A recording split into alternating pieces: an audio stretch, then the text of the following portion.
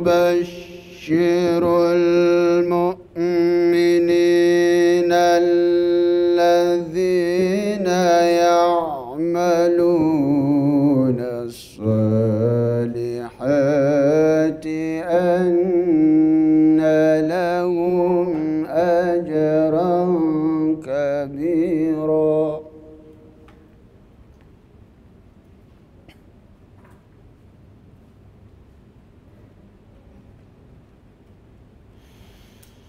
وأن الذين لا يؤمنون بالآخرة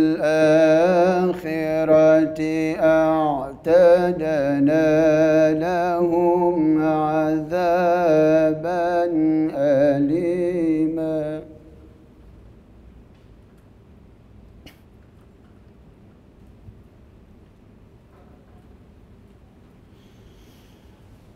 ويدعو الإنسان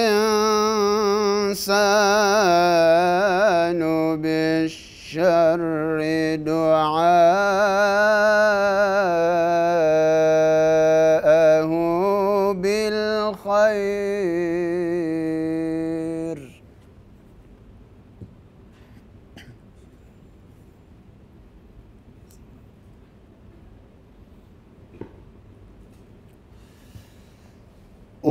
ويدعو الإنسان بالشر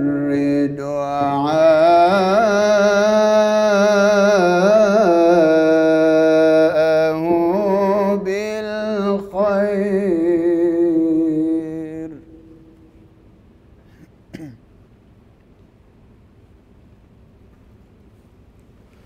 وكان الإنسان عجولا.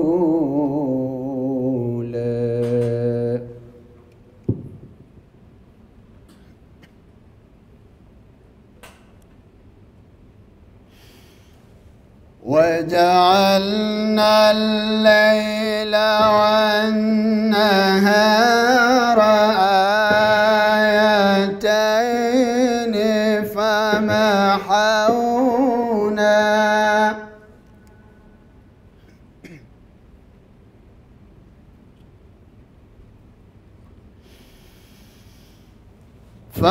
فمحونا آية الليل وجعلنا آية النهار مبصرة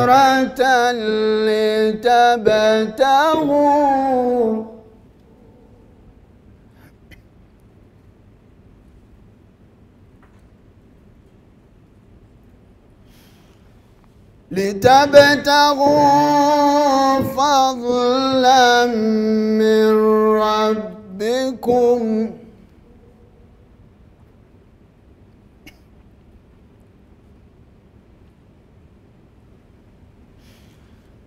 ولتعلموا عدد السنين والحساب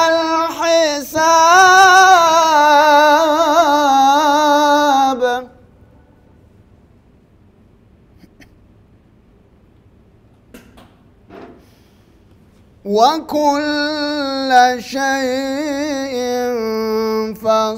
فصلناه تفصيلا. صدق الله العلي العظيم. الفاتحة.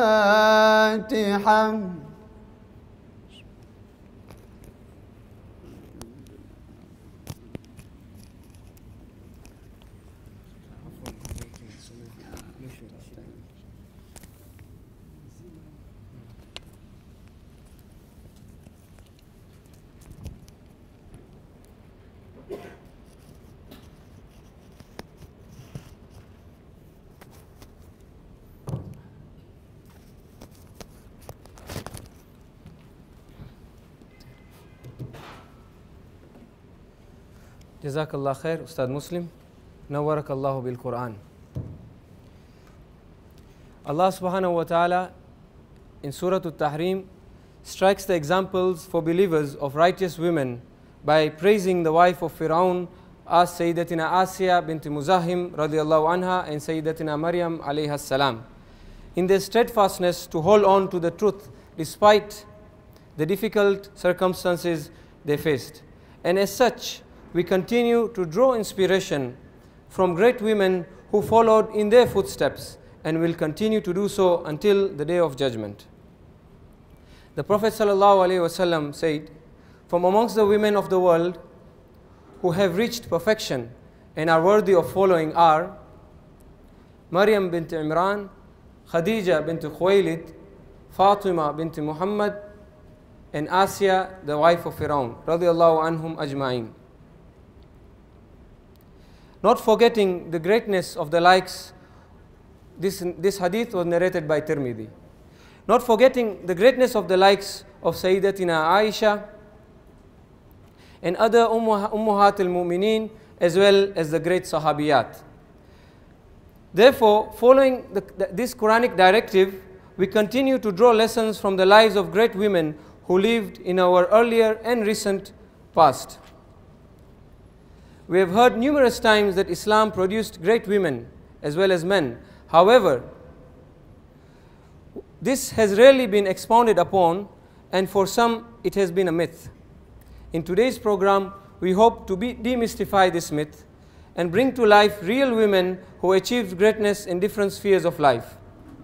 With this awareness of the great legacy of these women, we hope to be inspired and instill confidence and the love of our deen in our youth, inspiring a new generation of brilliant Muslim women. We intend in this gathering to be seekers of knowledge and carriers of this message to the society, and inshallah reform ourselves and those around us.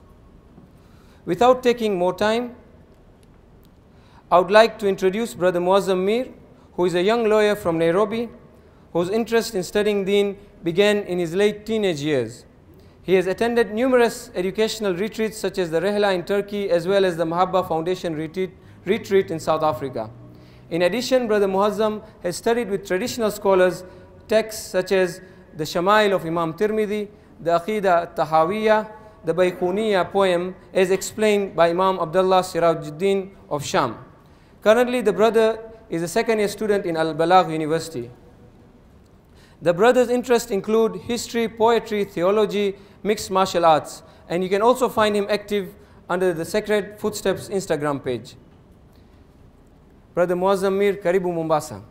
And before I ask Brother Muazzam to grace the stage, I would like to inform all present, as mentioned earlier, that we'll be having a question or gifts for questions answered correctly at the end of the presentation, and the questions will be from the material covered. So, Brother Muazzam, Bismillah, Karibu. Let me put this for Al-Ihsan, this Al-Ihsan. Okay. I put it inside your pocket. Sure. This is okay?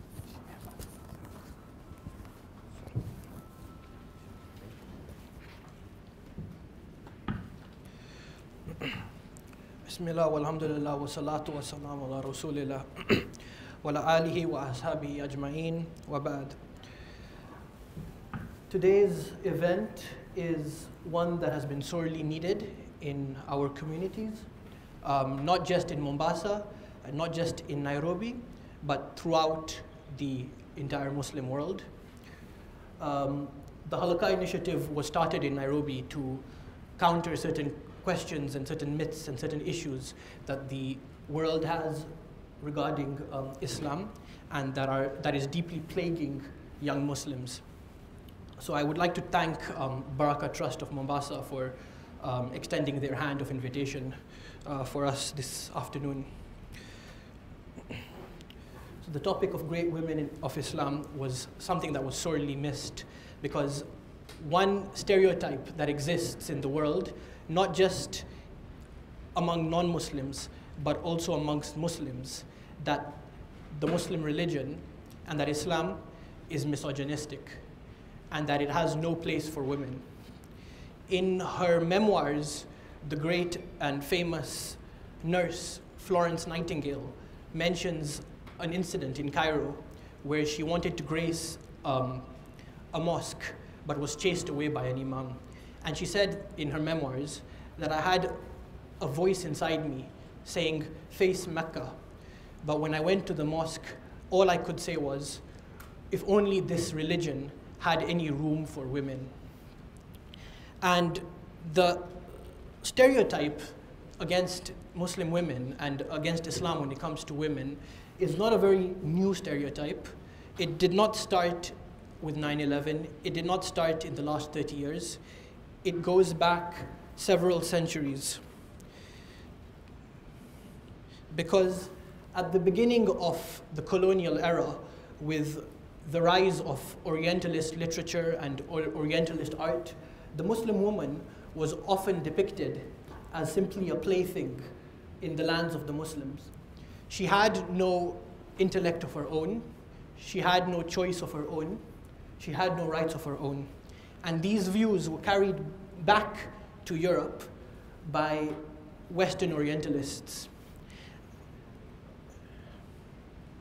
And so these views persist all the way till today. The only image that we see in the media ever of Muslim women is one of oppression. This image on the large image on the left is probably one of the most famous images used for such reasons. It's a photograph of a member of the Taliban from 2001 whipping women.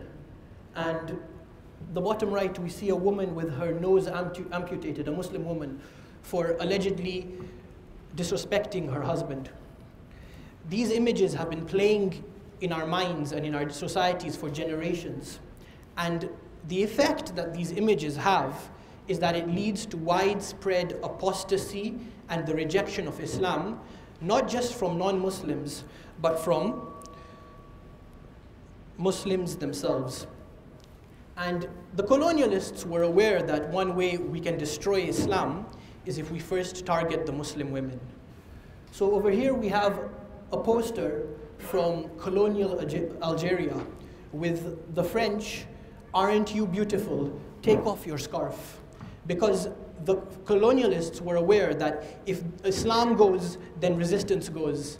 And if resistance goes, then we can take the lands of the Muslims. And the best way to target Islam in their minds was to go for the women folk. And so this encouragement came into the Muslim lands that your religion is against women. And if you discard your religion, you will become like us. You will become like Europeans. And so naturally, what this led to and what this is leading to in mass scales is high levels of apostasy, where we have figures in our community. One such figure who actually had some time here in Kenya, in Nairobi, Ayan Hirsi Ali, and other such figures who then apostatize from Islam. They leave Islam, and then they write memoirs about their horrible time with Muslim men, and they write memoirs about how horrible the Muslim religion is. And they're given platforms to speak about the horrors of Islam. And so what can we do to counter this problem that has been plaguing our community and our society as Muslims for centuries? Well, the only way that we can answer these questions and that we can defend ourselves is if we first know about our heritage and about our tradition and about our legacy.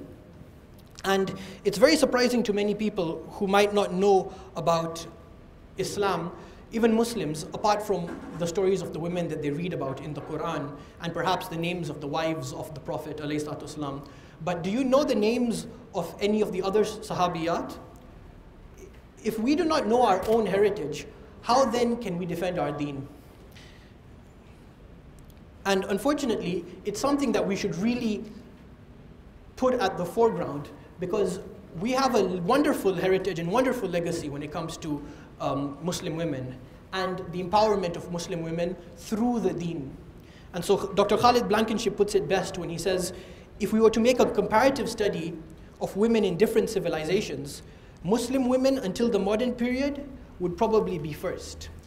And what's really telling about, and Dr. Khalid Blankenship is a professor of Near Eastern Studies at Templeton University in the US.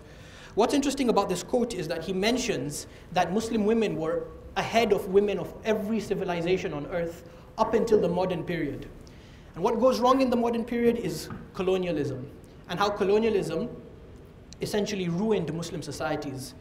And the only way we can understand about how to pull ourselves up and how to help our ummah is to first understand where we were, where we came from, where things went wrong, and inshallah, we can take inspiration about how to move forward. And of course, the best place to start is at the beginning. When we think about the women who were around our beloved Prophet ﷺ, the mothers of the believers, the first Muslims, and then also the generation that came after that, because the Prophet ﷺ said, the greatest of generations is my generation, and then the generation after that. And the men and women who were taught by the women who met the Prophet ﷺ.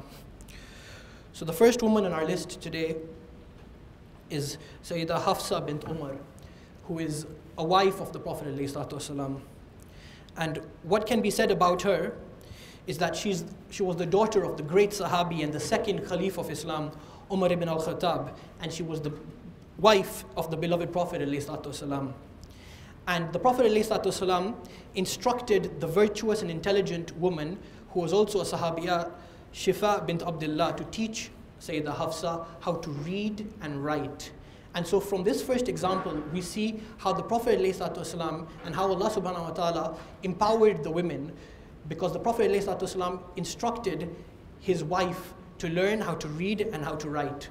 And the benefit that that would bring, we shall discuss it in a second. But let's talk a little bit more about Shifa bint Abdullah. Shifa was also a woman who was involved with arts and crafts. In today's generation, we would say that she was an entrepreneur. And not only that, but the Prophet ﷺ placed her in charge of the marketplace of his city, Medina Munawwara. She was in charge of running the market and making sure that everything was going well according to the correct economic practices of the market. It was her role to essentially decide whether anybody was overcharging any goods, whether anybody was conducting any undercutting. You could say that she was the market regulator of Medina Munawwara. So she had a very immense role. And you could understand how educated she was, and the Prophet ﷺ picked her to teach his beloved wife. Many of the Sahaba, and this is now after the time of the Prophet ﷺ, during the Khalif of Sayyidina Abu Bakr radiallahu anhu, the first Caliph of Islam, there was a lot of war that was underway. There was what was known as Harbul Rida, the war of apostasy, where many of the Arab tribes were leaving Islam, and many of the Arab tribes were actually trying to form their own religion. And at the same time, the Muslims were at war with the Byzantine Roman Empire to the north. Abu Bakr radiallahu anhu, that the Quran needs to be written down in a standardized form and kept safely, so that even though many people are dying, we at least have it written down. And even though the people who have memorized it are decreasing, we have it written down for references, and people can then learn from the Quran. But where was the master copy of the Quran? Who was it given to? There were no safes, there were no banks, there were no trusts. So the master copy of the Quran, that was the sole copy of the Quran in the world, was under the care and protection of Hafsa bint Umar, the wife of the Prophet ﷺ and the daughter of the second Caliph of Islam. And had she not been entrusted with education, she would not have had the ability to look after the Quran. And so the reason that we all have masahif in our houses, some of us, we don't know, mashallah, how many Qurans we have in our house. We can all think back and thank that first master copy that was made and kept safely in the hands of Hafsa bint Umar. And it lasted with her for 30 years, meaning it lasted longer than the period of the time of the Khulafa Rashidun, the first rightly guided caliphs of Islam. Afterwards, during the time of the third rightly guided caliph of Islam, Uthman ibn Affan, he decided to make a second compilation. At this time, the lands of Islam had grown vastly. And new Muslim cities such as Basra, such as Kufa were popping up, and they needed master copies of the Quran. And so he went to her to ask her for that first mushaf so that he can make master copies from it and send it around the Muslim world. And she refused him because she was not aware of what his idea was. And so we have over here an example of a Muslim woman who refused the Khalif because she was not sure what he was going to do with this amana.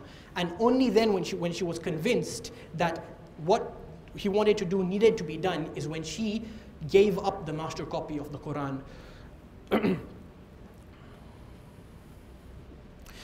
The next example that we have today is the other wife, another of the wives of the Prophet ﷺ, and another one of our mothers, Aisha bint Abu Bakr radiallahu anha. And the Prophet ﷺ described her as her excellence over other women is like the excellence of tareed over other food. Tareed was a stew dish that the Arabs used to eat, and it was considered the top delicacy of the Arabs. And so the virtue of Aisha radiallahu anhu is like she's the way tareed is greater than all other foods, she's greater than all other women. And one of her virtues is that Allah subhanahu wa ta'ala would not send down revelation to the Prophet ﷺ when he was with any other woman except for her.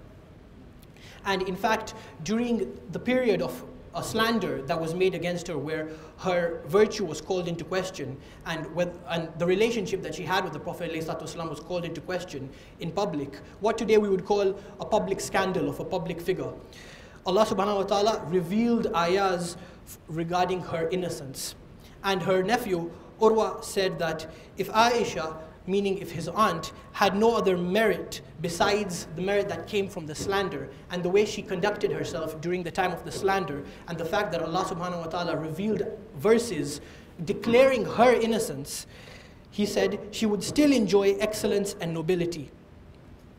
Because of her, these ayahs will be recited until the day of judgment, and she will be receiving the benefit as well from our recitation of these ayahs, inshallah. She, out of her own humility, said that I considered myself too unimportant and too insignificant for Allah subhanahu wa ta'ala to reveal ayahs regarding my innocence, even though she knew she was innocent. And that shows her lofty character. Even though she is the wife of the Prophet ﷺ, she still considered herself too insignificant. Another one of her virtues, and another thing that we can thank back to her, is that the ayat of tayammum were revealed because of her. Because when the Muslims were traveling, she lost her necklace, and the Muslims were halted in order to look for her necklace and in order to find her necklace. And the Muslims were becoming impatient because the time for prayer was approaching and there was no water nearby. And Allah subhanahu wa ta'ala reveals the ayahs of tayammum, that as a ruqsa, as a mercy, the Muslims wouldn't need to use water to make wudu, but they can use tayammum, they can use the earth. And so the father of Aisha radiallahu anha, Abu Bakr radiallahu anhu, said, "O my daughter, I did not know you are blessed. Allah has placed tremendous blessings and ease for the Muslims in you delaying them." Because now, because of this instance, Muslims until the end of time have the ability to perform tayammum. And I think that there is no greater praise than the Prophet ﷺ telling the Muslim Ummah, take half of your knowledge from her. When we consider all the great Sahaba, such as the likes of Abu Huraira, such as the likes of Ali ibn Abi Talib, and all their knowledge, and you place them on one side, and the Prophet ﷺ says, take half your knowledge from her, you can understand the loftiness of her knowledge compared to everyone else, even though everybody has immense levels of knowledge. And this can be seen after the time of the Prophet ﷺ, when a fiqh discussion arose at the time of the Sahaba, that does your prayer cease if an animal passes in front of you? And there was a debate about this. And one individual claimed that if an animal or if a woman passes in front of you, then your prayer is broken. And Sayyidah Aisha said, you have compared us to animals, because the Prophet ﷺ used to pray in the house, and I used to pass in front of him all the time, and his prayer would never break. And so she becomes a leading figure of fatwa and a leading figure of knowledge in fiqh. And the Sahabi Abu Musa al-Ashari said she had more knowledge and understanding of hadith than other companions. So she was considered a leader even amongst the male companions. And how little do we talk about her? Her nephew Urwa ibn Zubair comments on her knowledge of medicine. So she was not just a scholar of law, but she was knowledgeable in the field of medicine as well. And she learned medicine from the recommendation of the Prophet ﷺ. So again, this is Islam empowering the women. She learned medicine from a Jewish man on the Prophet ﷺ's request, and also from the delegations of Arab tribes that would come into Medina Munawwara to accept Islam. He would recommend her to learn about all their knowledge of medicine from different parts of Arabia, so as to better treat people. And she was very knowledgeable in the field of poetry as well, and poetry was considered very highly amongst the Arabs of her time. Her nephew Urwa ibn Zubair said that she could cite a poem for everything that ever happened to her. Amongst the succeeding generation from the Tabi'een, Ahnaf ibn Qais remarks on the power of her eloquence, and he compares it to that of the Khulafa Rashidin. And when he compares her eloquence to that of Abu Bakr, Umar, Uthman, and Ali, one can only imagine how high her eloquence was. And the Khalif and before that the governor of Sham, Muawiyah radiallahu anhu, he sent her 100,000 dirhams by one night. And by one night she had distributed all the money. So that shows the level of her generosity. And in fact, we can also glean the level of her zuhud and the level of her asceticism, because she was once asked by her nephew why she doesn't buy new clothes. And her response was, "Leave me alone. One who does not have old clothes does not appreciate new ones." And so this is the wife of the Prophet ﷺ. This is the mother of the believers. Look at the level of her knowledge. But then look at the level of her piety and the level of her asceticism and the level of her preferring others to herself, that she's sent 100,000 dirhams, and by that same night she's distributed it to the poor. And not only was she a leading individual during the time of the Sahaba, but she was a leading individual when it came to the times of succeeding generations. Because without her, we would not have the Maliki madhab. As you know, in Ahl Sunnah wal Jama'ah, there are four madhahib: the Maliki madhab, the Hanafi madhab, the Shafi'i madhab, and the Hanbali madhab. And through her, she taught who are known as the 7 fuqaha of Medina. These were the 7 greatest scholars of their time in Medina Munawwara, and they all sat at her feet as youngsters to take knowledge from her. And eventually, from the 7 fuqaha of Medina, they then go ahead and teach Malik ibn Anas, who then establishes, whose students then establish what is known as the Maliki school, or the Maliki madhab of Sunni Islam. Now let's look at the number of hadith she narrates. The number of hadith she narrates is a staggering 2,402. Let's compare it to other known Sahaba. The number of hadith narrated by Ali radiallahu anhu is 818. The number of hadith narrated by her own father, Abu Bakr, is 81. The number of hadith narrated by Umar is 316, and 162 by Uthman. But she narrates 2,402 hadith. And this gives her the second highest number of narrations in our deen, after only Abu Huraira with 3,865. And one of her most famous moments, and one of the most talked about moments, was after the death of the Khalif Uthman radiallahu anhu, when she joined the side of Talha ibn Ubaidullah and Zubair ibn Awwam, the Sahaba, against the army of who was to become the 4th Khalif of Islam and the cousin of the Prophet ﷺ, Ali ibn Abi Talib. And they meet him on the battlefield in order to decide what is to happen to the ones who have assassinated the 3rd Khalif of Islam. And although there was not much fighting that happened on that day, because the Muslims resolved the issues amicably, Aisha radiallahu anha's camel gets dragged into the fray. And you see her bravery because she's at the head of the army on a camel. And when one of the soldiers from the camp of Ali ibn Abi Talib comes to her and says, Ya Mu'mineen, O mother of the believers, she bravely responds to him by saying, you don't have a mother. And the battle is referred to as the Battle of the Camel because of the camel of Aisha. And even though Talha and Zubair radiallahu anha were perhaps not as correct in their ijtihad about what to do as Ali radiallahu anhu, she is still treated with the utmost respect when she is taken back to Medina Munawwara by the victorious side and by her brother, who gives her a respectable armed escort because she is the mother of the believers. And in her last moments, she does not recall any of the greatness that she's done, unlike some people today who may not have achieved much, may not even have achieved a quarter of what she could have achieved, but they deem themselves great. Because the last thing she says to the Sahabi Abdullah ibn Abbas is, leave me alone, Ibn Abbas. I was a tree or a plant. I wish to be forgotten. Because she, although she was the mother of the believers, and although she was the wife of the greatest of creation, she deemed herself insignificant.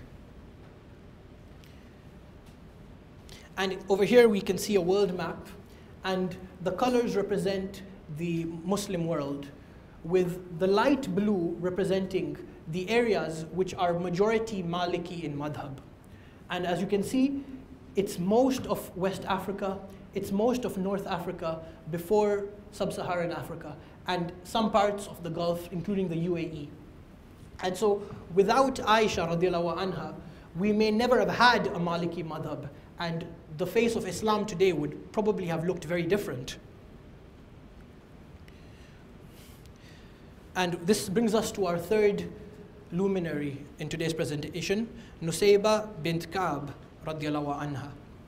Another great female scholar, Sahabiya, who unfortunately many may never have even heard of. And she transmits some hadith to us, and she is known for her piety and for her worship. And in fact, she was at the first pledge of Aqaba, and that is why it's known as the pledge of women sometimes, where the people of Medina Munawwara came to meet the Prophet ﷺ after severe persecution that the Muslims faced in Mecca Mukarramah, and they pledged to support the Prophet ﷺ and to give allegiance. And even though there were only 2 women at this event, it becomes known by the early Muslim community as the pledge of women. And she is known for her inquisitive mind. In Medina Munawwara, she asks the Prophet ﷺ, why does the Quran only talk about men? Why does it seem that the Quran only refers to men? And because of this question, Allah subhanahu wa ta'ala reveals the ayah in Surah Tawbah, verse 71. The believing men and believing women are allies of one another. They enjoin what is right and forbid what is wrong, and establish prayer and give zakat, and obey Allah and His Messenger.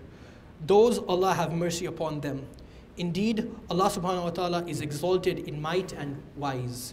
And so we understand that the Asbabul Nuzul, from the Asbabul Nuzul, this is the reason why this ayah was revealed. Because a woman was asked the Prophet ﷺ, why is it that the Quran only talks about men? And Allah subhanahu wa ta'ala responded to this question.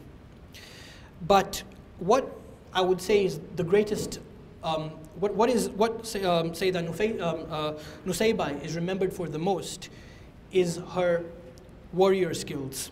Because the Prophet ﷺ asked, who can do the likes of Nusayba? And this was in terms and with regard to her skills as a fighter. The women of Medina were known to be tougher than the women of Mecca. When men would attend battle, the women of Mecca would raise their skirts and run from the battlefield. But the women of Medina Munawwara would stay and fight. And Sayyidah Nusayba was known to even laugh at the women of Mecca for running from the battlefield. And perhaps one of her shining moments came at the Battle of Uhud, where 700 Muslim men, infantry, with only 4 horses, faced the Qurayshi pagans of 3,000 infantry and 200 cavalry. And although it seemed at the beginning that the Muslims were winning this battle, a turning point came with the cavalry charge of Khalid ibn al-Walid, radiallahu anhu, although he was not Muslim yet. And the pagans made a comeback, and they attacked the Muslims from the rear on their cavalry. And suddenly it seemed like the Muslims were fighting a losing battle. And suddenly it seemed that the life of the Prophet ﷺ was in danger. And many of the Sahaba lost their lives during this battle, and many of the Sahaba lost their lives defending the Prophet ﷺ. And when she in Medina Munawwara heard that the tide had turned and that the Muslims are now losing the battle, she quickly put on her sword and she took bandages and water. And perhaps if it was a man, he may have forgotten bandages and water, but she remembered the bandages and water. And she went to the battlefield. And she fought bravely, and she took care of the wounded, and she tended to them. And the Prophet ﷺ said that wherever I turned at that moment, I could see Nusayba. And she sustained 13 injuries on the battlefield. And one of them was a deep wound above her shoulder from a mounted rider who attacked her with a sword. She didn't have a shield with her, but what she would do is she would take on galloping knights, and she would dislodge them from their horses and then dispatch them, which is a very dangerous and very brave thing to do. But she did this in order to defend the Prophet ﷺ.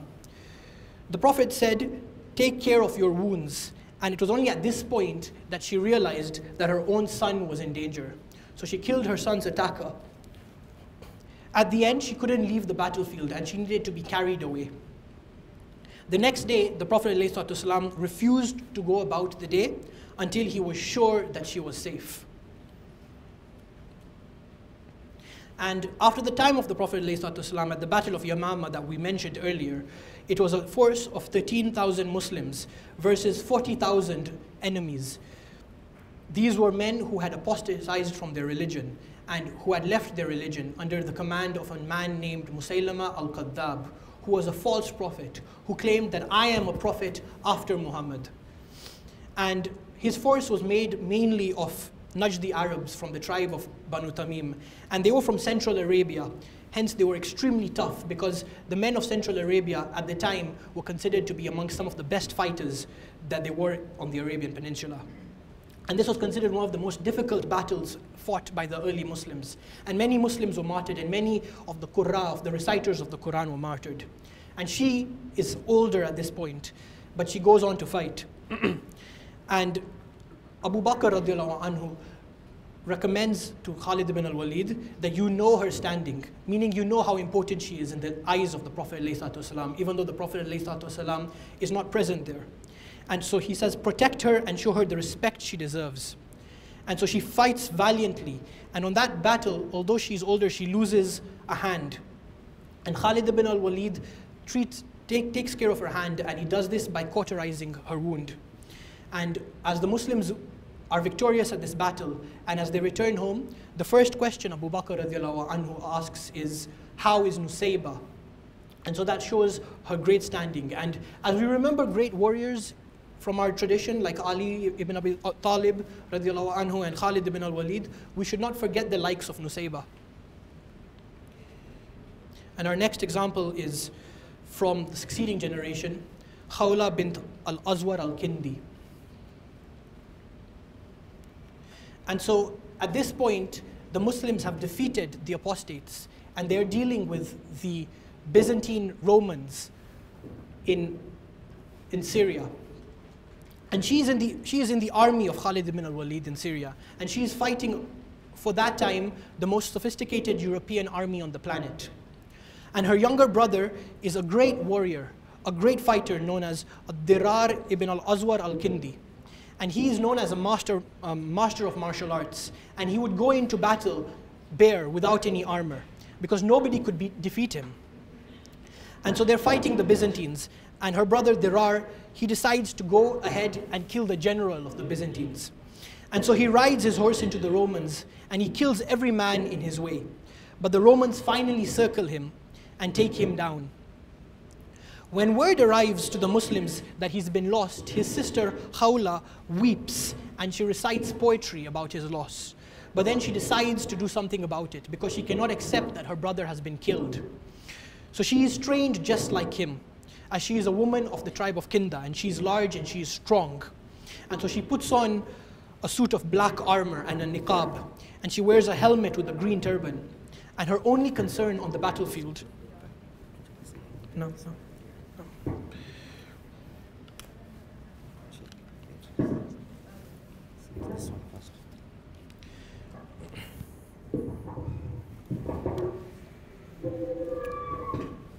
Bismillah. Assalamu alaikum. Assalamu alaikum.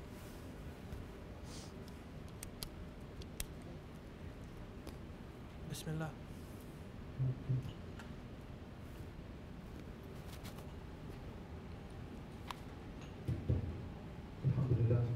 Assalamu alaikum.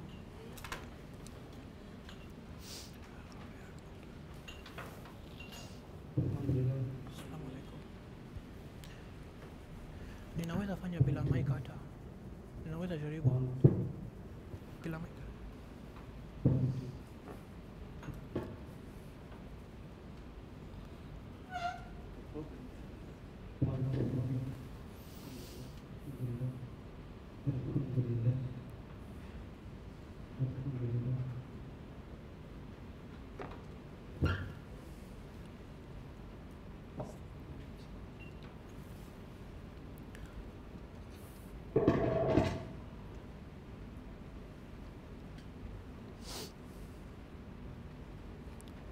Nianze bila mic.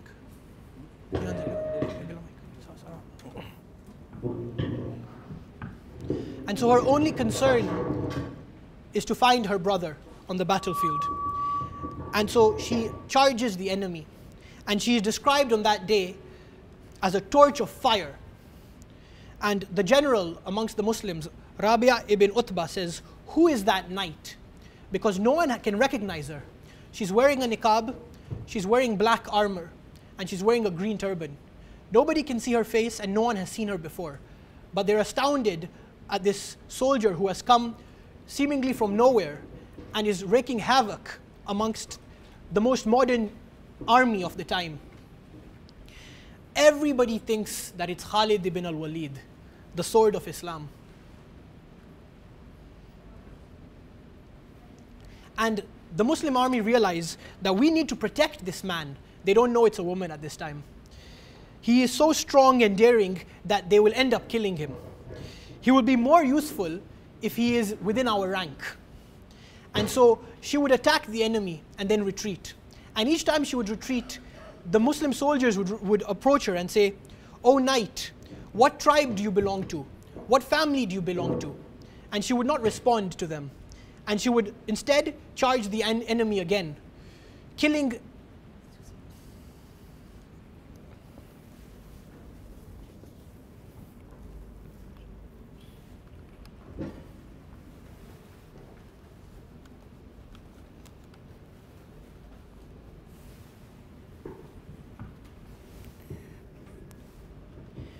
all those that stood in her way.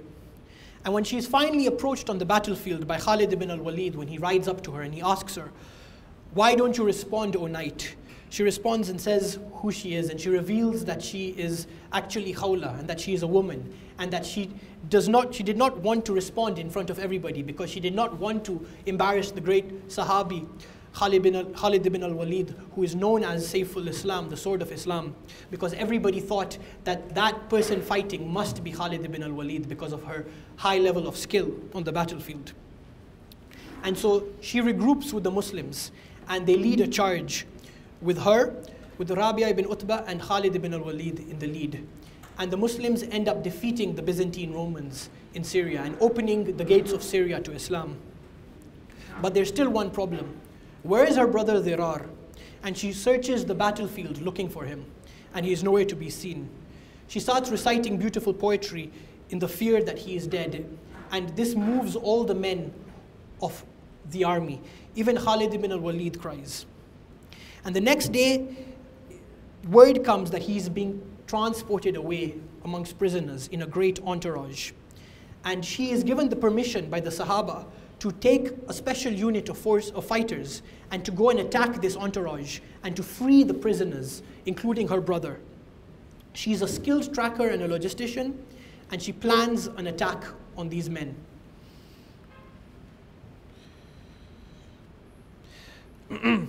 The Battle of Sejora is another key battle in the Levant region, which is what we call today Sham, or Greater Syria. Syria, Lebanon, Jordan, and Palestine. And what happens is women are taken by surprise. And so we see more proof that there were many women amongst the early Muslim armies. And they're taken by surprise and they're captured by the Byzantine forces. but Khawla is also within this group. And so she addresses the women and she says, "O daughters of Himyar, are you content to be slave women and mother of slaves? I know that none of you will accept that." Meaning, I know that none of you want to be taken prisoner by the Byzantines. She was addressing the early Muslims at the time.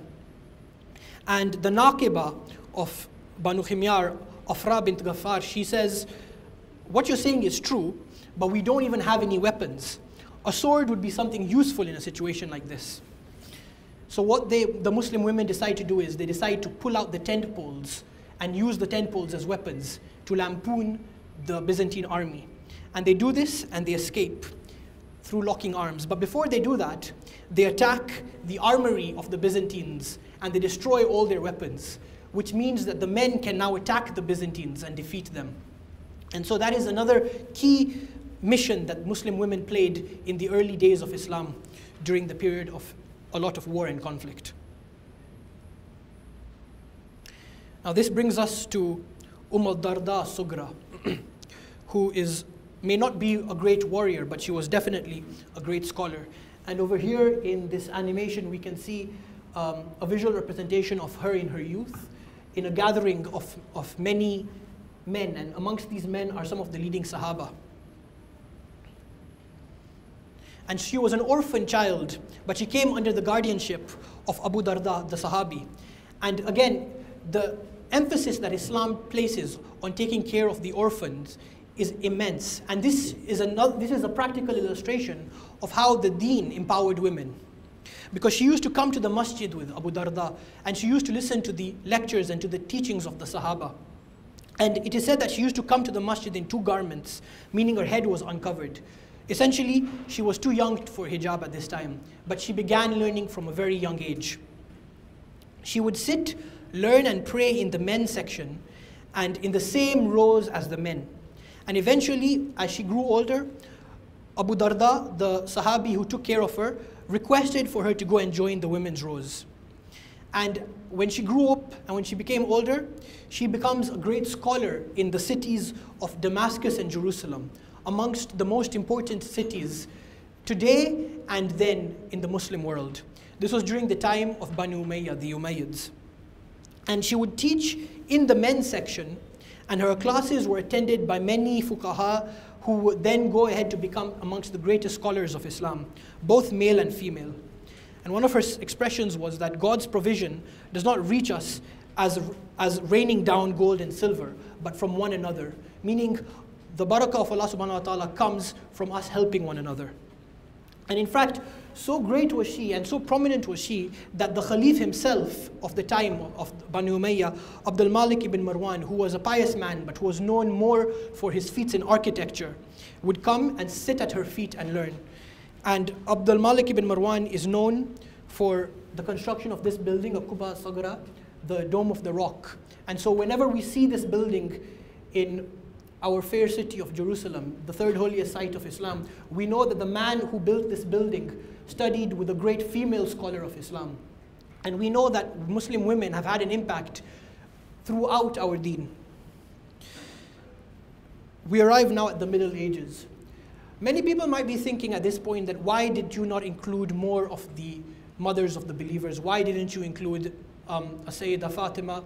Why didn't you include a Sayyidah Khadija? The answer is simple. We cannot speak about them within just 1 hour. If we were to speak about the virtues of Sayyidah Khadija bint Khuwaylid, we would have an entire day's event.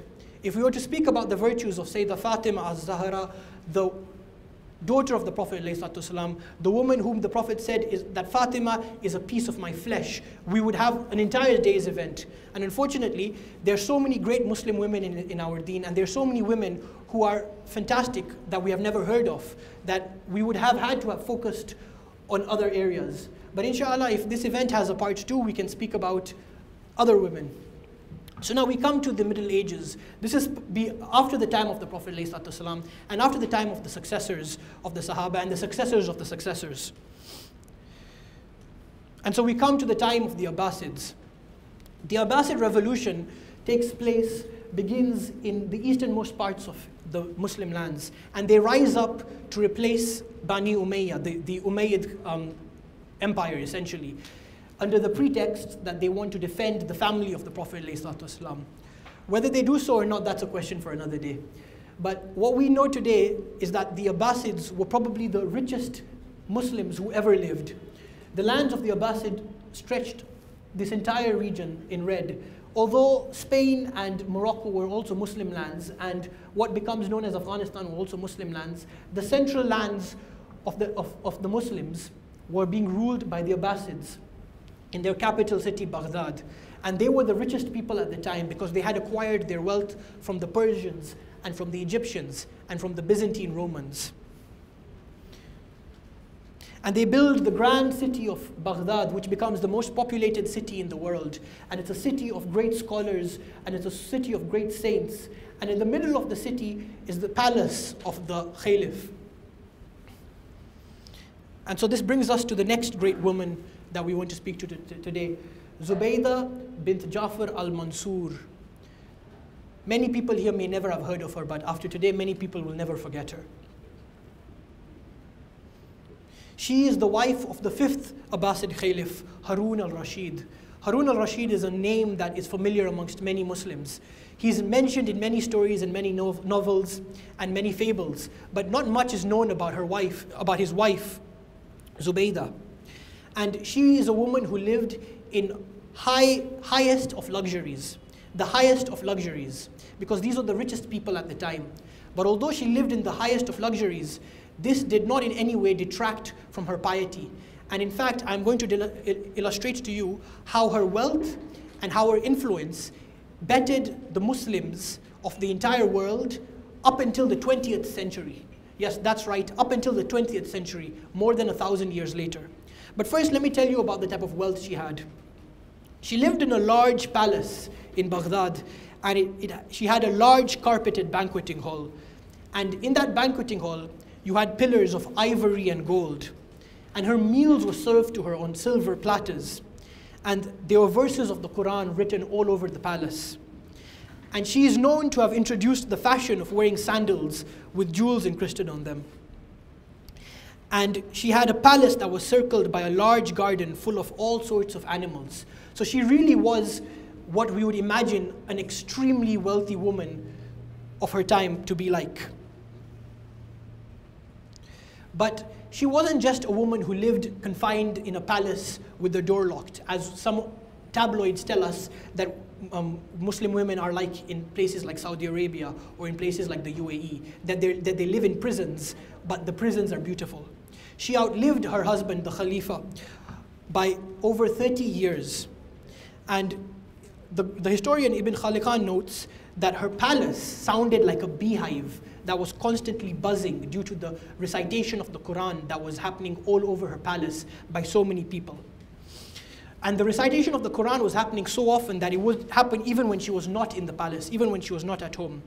And in fact, it was mandatory for all her servants in the palace to be huffaz of the Quran, to have memorized the Quran, and they would recite the Quran wherever she went with them. And in the year 791 of the Common Era, not the Hijri calendar, in the city of Tabriz in Iran, a great earthquake occurred. And if anybody knows anything about Tabriz, everybody knows that the buildings in Tabriz are extremely beautiful. But the earthquake essentially destroys the city. And Zubaida essentially rebuilds the city out of her own wealth. And after her husband dies, she attends her 5th Hajj. And when she goes for her Hajj, she realizes that it is extremely difficult to make Hajj at this time, and that the Hajj has been neglected from an infrastructure perspective. Although the Abbasids have built great monuments in Baghdad and in other places of Iran, the most important sites of Islam have been neglected. And she realizes that because of a drought, the well of Zamzam begins to dry. And this is an extremely difficult thing if the well of Zamzam begins to dry. And so she embarks on 2 projects that have etched her name in history, and we don't even know about her. So how can we give her gratitude if we don't even know about what she did? She embarks on a project to deepen the well of Zamzam. And she spends 2 million dinars from her own money to provide water to the people of Mecca and the surrounding areas. And so she digs up the well of Zamzam and makes it deeper so that more water can gush out. And so her two major projects of infrastructure are known as Ain Zubaida and Darb Zubaida. And what she does is she builds a massive paved road from Iraq all the way to Mecca Mukarramah, which spans 1,200 kilometers so that people can make the Hajj safely and in comfort. And such was this road that after every 50 kilometers, there were stops. And at these stops, there were restrooms where people could relieve themselves, where people could make wudu, where people could rest. There were wells so that people could have fresh water in the desert. And there was security provided all along so that people were not afraid of being attacked by bandits. And the engineers of this road built it in such a way, with such good coordinates, that the pilgrims, they always knew the direction of the Qibla, so that they could pray effectively without any problems on the way to the Hajj. And the road was also lit. Over 1,000 years ago, there was lighting upon this road, thanks to this queen. There were stoves and fires on hilltops, so that people could easily see their way at night when the pilgrims were traveling. And this made the pilgrimage, this made the Hajj much easier. And so it allowed more and more pilgrims to attend the Hajj from more places as well. And this, in turn, increases economic activity in the region, because it gentrifies the region, it brings in more money into the region. And it also increases scholarly activity, because ulama, because scholars from faraway lands can now easily go on the Hajj, can quickly go on the Hajj and can quickly return. And when they come to Makkah Mukarramah, they meet one another and they study with one another and they study with the scholars there, and they leave then back to their lands to teach their people. And so this great woman did a great thing for the Muslims, although not much is known about her. And in fact, to prevent drowning in the wells that she builds, she makes the wells in such a way that there's no overflowing of the water, because the wells would often break and many pilgrims would drown. And up till today, there are disasters that happen on the Hajj. But she was dealing with disasters more than 1,000 years ago. She paid for the entire project out of her own wealth. And the great Maliki Qadi of Morocco and the great traveler and the great historian Ibn Battuta narrates that in his travels, he noticed every reservoir, every pool, every well on this road, which goes from Mecca to Baghdad, is due to her. It's due to her magnificent bounty. And he said that had it not been for her concern on behalf of this road, it would be unusable by everyone, by anyone. And one can imagine how difficult the Hajj would have been for people at that time, and how difficult the Hajj would have been for people who come after her time, because this road was used for centuries. And so we also know, because of our deen, that everybody who used this road and everybody who prayed on this road, she gets part of the reward as well. So how high is her reward in the sights of Allah subhanahu wa ta'ala? Because we are Muslims, we don't just get our reward in this world. We don't just remember the good things she did in this world. We remember the good things she did in her lifetime and how it benefited people for centuries to come, and how that is sadaqah jariyah for her. And she built a legendary water channel known as Ain Zubaida. It's named after her. And this water channel would provide fresh water and cold water for pilgrims at places like Arafat and Muzdalifah. And today, in today's parlance, it's the equivalent of 160 tankers of water that was traveling by itself. In a time when there were no cars, this water would move along this channel because of her superior engineering. And it would bring fresh water to these people daily. And engineers, in fact, of her community warned her of the expense of building this. And she said, I will pay even if every stroke of the pickaxe cost a dinar. How many strokes do you think that must have been? 1 stroke, a dinar. 2 stroke, a dinar, until the entire channel is paid. And so that we know, 1 dinar at that time was the equivalent of 10 grams of gold. So that comes to an estimation of 1.7 million dinars. And that is how she used her wealth to benefit all the Muslims. This channel of water lasted for 1,200 years, giving fresh water to pilgrims, meaning, and it only stopped use in the 1950s due to modernization of the Kingdom of Saudi Arabia, where they could now provide tankers and modern vehicles to bring water. Meaning some of our immediate ancestors, perhaps some of our grandparents or great-grandparents who went on the Hajj, also benefited from the well of Zubaida and the channel of Zubaida and the road of Zubaida that she built over 1,000 years ago. After the construction was completed, the accounting books were left by the riverbed because she did not want people to know how much the project cost. And she stood on the balcony of her palace and she spoke to the people of Baghdad and she said, "Today I close the account registry of Ain Zubaida. There's no need to ask about the amount I spent on it. I am certain that I will receive the reward immediately," meaning the reward from Allah subhanahu wa ta'ala, and double. And so these are some images of the wells that she built and the road and the channel. And you can still see the images today. And if you go on the Hajj near Arafah and Muzdalifah, you can still see the ruins of the great infrastructure project she did. Again, Muslim women didn't do anything important for our deen, and Islam has no place for women. Like, how can you believe that when you know things like this? And here is from Google Maps. One can only imagine how long this road must have been. I don't know if everybody can see it clearly, but this red line essentially is down from Baghdad all the way to Mecca. And this line is not just a line, this is the road that she built. No monarch of Europe, no queen of Europe, not Queen Elizabeth, not Queen Victoria, did anything close to what she did for her people. And she did this for Allah subhanahu wa ta'ala as well, and for the reward that she would receive from Allah subhanahu wa ta'ala. After Baghdad, let's go to Egypt, and we look at Sayyidah Nafisa bint al-Hasan al-Anwar. She is born in Makkah Mukarramah, and she is bint al-Hussein al-Anwar ibn Zayd al-Ablaj ibn al-Hasan, the grandson of the Prophet ﷺ. So she is a descendant of the Prophet ﷺ from the line of his grandson Al-Hasan.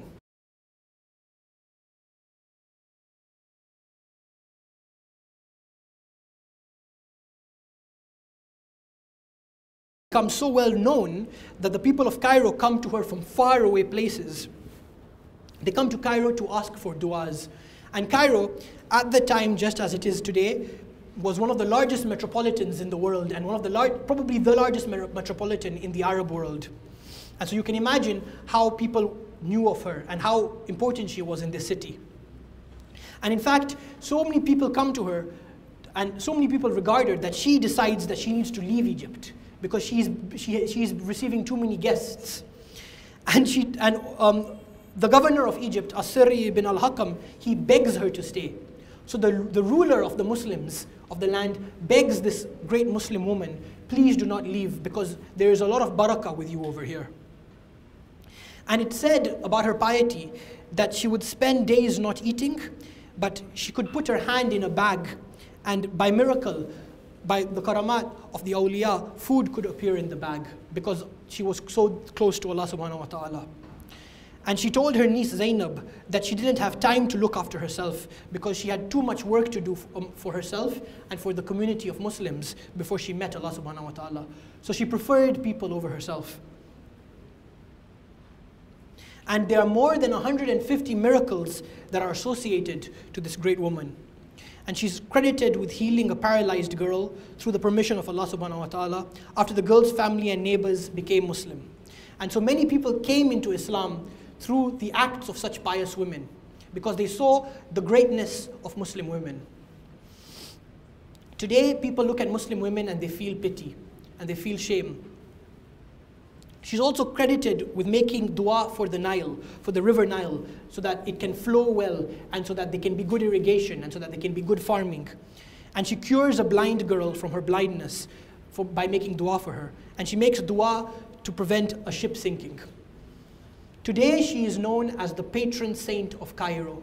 Cairo is a city where Imam Shafi'i is buried. Cairo is a city where Ibn Hajar al-Asqalani is buried. Cairo is a city where Imam Suyuti is buried. Some of the greatest men of this deen, some of the greatest men of Islam. But the patron saint, the greatest saint of the city of Cairo, is a Muslim woman. She's also renowned for her knowledge of hadith. She's a great muhaddith, and people from all over the world come to study hadith from her feet. And she is extremely wealthy, probably not as wealthy as Zubaida, but extremely wealthy, and she sponsors many students. So many students of the deen come to study from her, and instead of taking money from them, she pays for them. She pays for their expenses, she pays for their food, she pays for their living. And one such student was none other than the great Imam Shafi'i. Ibn Kathir, the great muharrikh, the great historian, and the great mufassir, the scholar of interpretation of the Quran, he says about her, so he is a highly respected individual and a highly respected authority. And he says about her that she was a wealthy lady and she did a lot of favors to the people, especially those paralyzed, those with severe illnesses, and to all other ill people. And that she was devout and ascetic and of abundant virtue. And he speaks about Imam Shafi'i, one of the greatest scholars of our time, known as Najm al-Arab, the star of the Arabs. And when Imam Shafi'i arrives in Egypt from Yemen, and this is a time when Imam Shafi'i is impoverished, she does good for him, and sometimes he leads her in prayer in Ramadan. And in fact, when he arrives in Cairo, it is to her that he goes to listen to hadith. Because before the time of Imam Shafi'i, hadith was not considered as important amongst Muslims. The Malikis, the people of Malik ibn Anas, they considered the amal of Ahl Medina, the virtues, the deeds of the people of Medina to be higher than hadith. The people of the Hanafi madhab, they considered ra'i, the opinion, analogical reasoning, to be greater than hadith. And it wasn't until the time of Imam Shafi'i that hadith took the prominence in the usul, in the methodology of Muslims that it has today. And he would come to her and listen to lectures about hadith and about other things from her in the masjid. So he would listen to her lectures. Even though today we sing all these praises of Imam Shafi'i, we don't even know that Imam Shafi'i was taught by a great Muslim woman. And he would even visit her at her home and study from her at her home. And in fact, when he became ill, he was reported to have asked her to make dua for him. And when he finally succumbed to his illness and when he left this world, it was revealed in his will that he did not want to be buried until his janazah was first taken to her home so that she could make dua for him before he is buried. Now let's look back at our world map. The dark blue regions, which includes our own nation of Kenya and our neighbors Tanzania and Somalia and Ethiopia, as well as the most populated Muslim country in the world, Indonesia, all these countries have one thing in common, and that is that they are Shafi'i in madhab. They follow the methodology of Imam Shafi'i. And so there are so many Muslims today who benefit from Imam Shafi'i, and they take the name of the madhab of Imam Shafi'i. But without Sayyidah Nafisa, they may not have been an Imam Shafi'i. So today we've learned that without our mother, Aisha radiallahu anha, they may not have been Malikis. And without Sayyidah Nafisa, they may not have been Shafi'is. And so how can we say that there's no important role that Muslim women have ever played in our deen? We now come to probably my personal favorite, Fatima al-Fihri. And so she's from the city of Qayrawaan, which is in modern day Tunisia. And she moves to the city of Fez, which is in Morocco. And her father is an extremely wealthy businessman. And her brother and her husband are also extremely wealthy. But her father and her brother and her husband, they all die. And so they leave her with a lot of wealth. And again, this shows the way Islam empowers women, and the structure of Islam is such that it is empowering to women. Because before Islam, and in fact in many parts of the world, including Europe, until very recently, women were not allowed to inherit. And that's why we have novels by the likes of people like Jane Austen, where they talk about women who had very wealthy husbands, fathers, and when their fathers die, they do not receive money from their fathers, but instead that the money goes to some distant relative, and that they now have to find another rich man to look after them. But what happens To Fatima Fikhriya, she finds herself the owner. She finds herself in possession of immense amount of wealth. And what does she do with this wealth? She does something the way Zubaida does that changes the world forever. But I am telling you that there are people in this room who may never have even heard of what she has done. But today you will not forget who she was.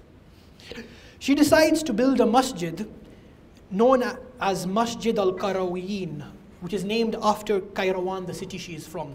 The masjid is in Fez, Morocco, and it is still there today. The masjid included a madrasa, and the madrasa becomes a university. This university is listed by UNESCO, by the UN, and by the Guinness Book of World Records as the oldest continuously operating learning institute in the world, which means that the oldest university in the world today was not just started by a Muslim, but was started by a Muslim woman. And at its height, at the height of this university, it was teaching law or fiqh. It was teaching astronomy. It was teaching medicine. It was teaching mathematics. And after her death, it becomes the largest masjid in Africa, with a capacity of 22,000 people.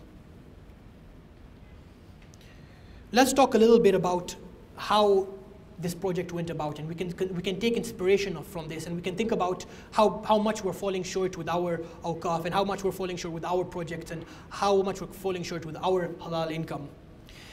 It was established in 859 of the Common Era. It took 18 years to build. And the historian Abdul Hadi Tazi records that she, meaning the builder of this masjid, Fatima al-Fikhriya, she fasted every day until its completion to show her gratitude, to show her shukr to Allah subhanahu wa ta'ala, to give her the chance to build it. So one can imagine, if it took 18 years to build, and if she fasted for the entire period, one can only imagine how much barakah came into that building. And she, in fact, also dug a well for the workers of the building so that they could drink fresh water and build this. So that is, again, sadaqah jariyah for her.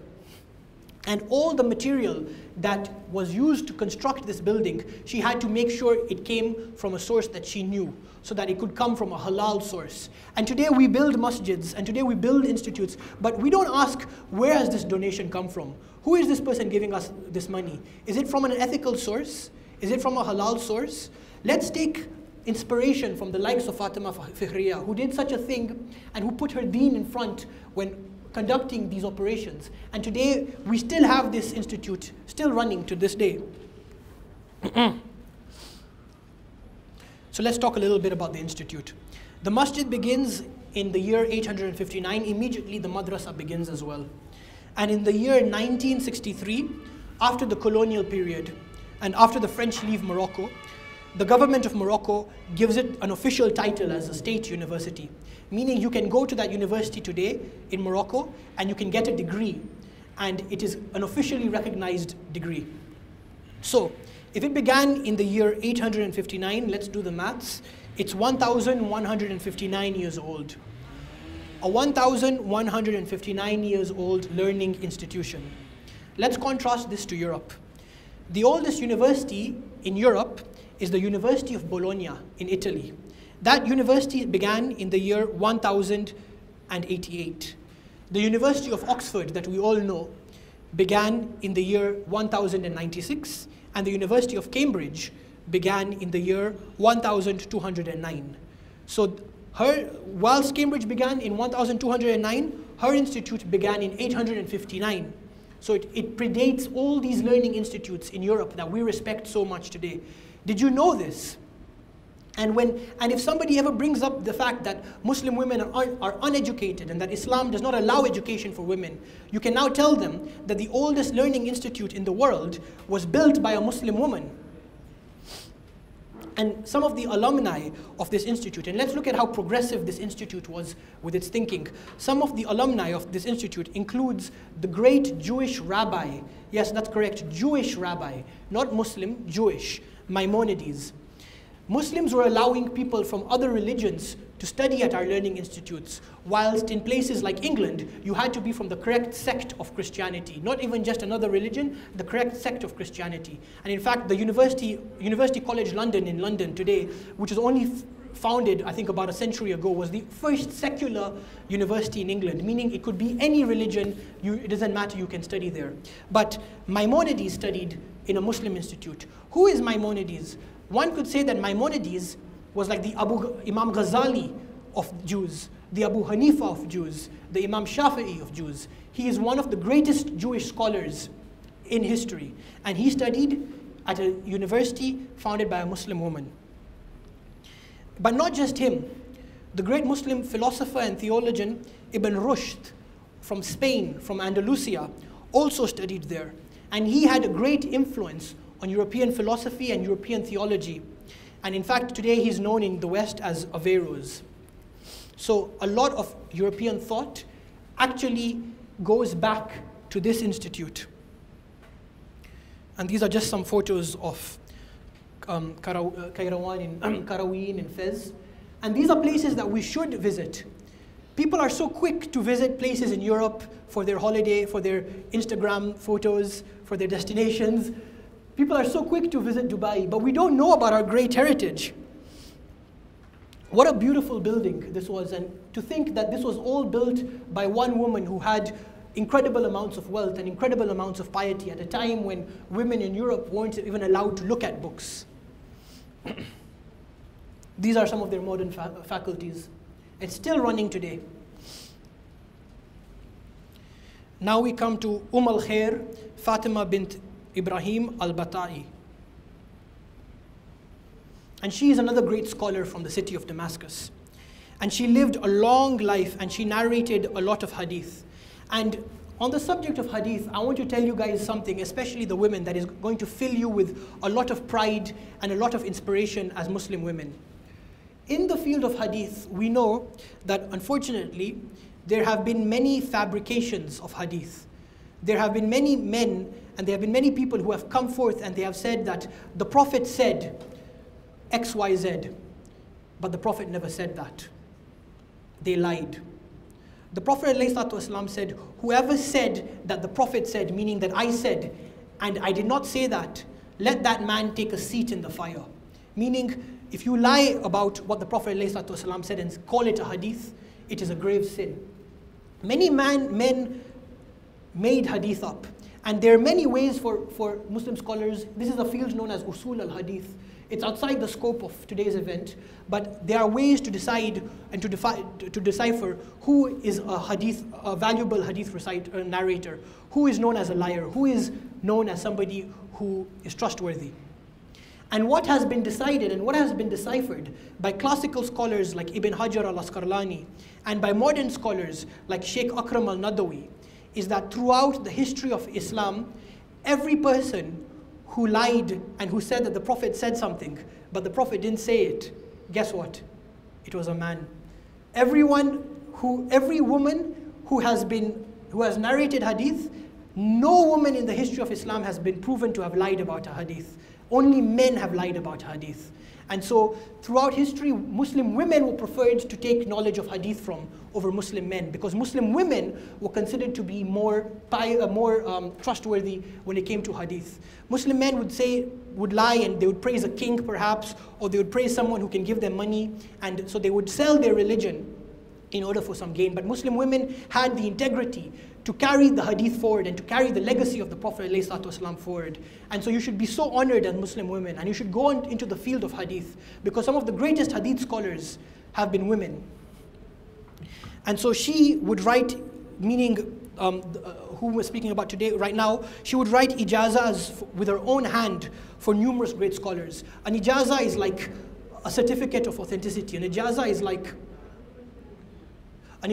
like what one would call a degree. So many people would sit with her and she would write this. Brother Muazzam, I was saying, when you finish this, we call it off before you enter the modern era. So we ask the audience, because we'll be strict to it all the time, otherwise people might be discouraged in the future. It's already 6:10. We've reached the modern era, so I'll go through it fast. Within 5 minutes, yes. I'm being asked to wrap up, but we're almost through.